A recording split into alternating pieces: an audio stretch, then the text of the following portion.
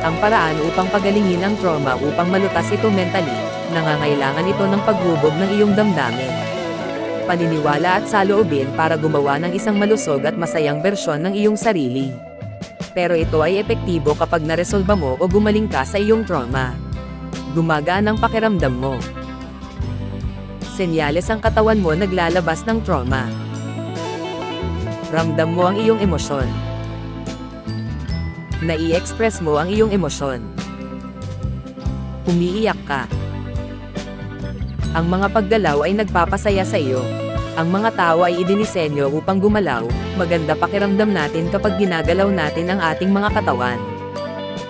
Kapag ang mga paggalaw ay nagpapasaya sa iyo, yan ay senyales ang katawan mo nagre-release ng traumatic energy. Paggalaw tulad ng pagsayaw, yoga, paglalakad, martial arts, at boxing. Ang iyong body language ay makapag-relax. Ikaw ay malusog. Mas malaya at magaan ang pakiramdam mo.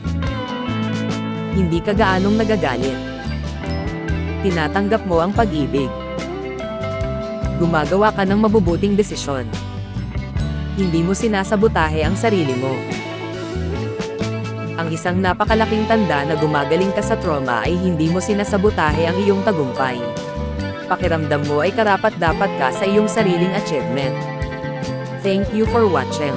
Please subscribe.